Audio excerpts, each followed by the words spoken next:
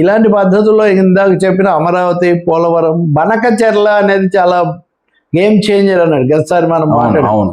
ఇప్పుడు బనకచెర్ల అనేది ఆంధ్రప్రదేశ్ హక్కులకు భంగం కలిగిస్తుంది అని చంద్రబాబు ఎంతో అభిమానించిన ఏపీ వెంకటేశ్వరరావుతో సహా ఈ ఇంజనీరింగ్ నిపుణులు, ఆలోచన పరులు, రైతు సంఘాలు అందరూ కలిసి అభ్యర్థిస్తున్నాయి. మనం కృష్ణా జలాలు తీసుకునే హక్కు మనకు ఉన్నప్పుడు వాటిని సద్వినియోగం చేసుకోకుండా గోదావరి జలాలు భారీ ఖర్చుతో ఎత్తిపోసి ఎందుకు చేయాలి, దానికి మళ్ళీ దానికోసం తగాదాలు, వివాదాలు నడుస్తున్నాయి. ఇది మంచిది కాదు.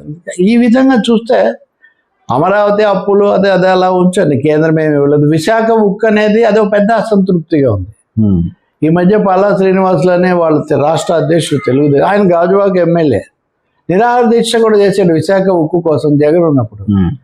ఇప్పుడు ఏంటి ఆయన అసలు అక్కడంతా గోస్ట్ వర్కర్లు ఉన్నారు, 500 మంది 450 మంది అని మాట్లాడాడు. ఆయన యూనియన్ అధ్యక్షుడు కూడా. అంటే దయ్యాలంటావా మమ్మల్ని అని విశాఖ ఉక్కు కార్మికుల్లో ఒక అసంతృప్తి. కాబట్టి అనేక కోణాల్లో దిద్దుకోవాల్సిన అంశాలు చాలా ఎక్కువగా ఉన్నాయి. సమన్వయం కోణంలో కూడా మరింత సమన్వయం రావాలన్న అభిప్రాయం కూడా ఉంది.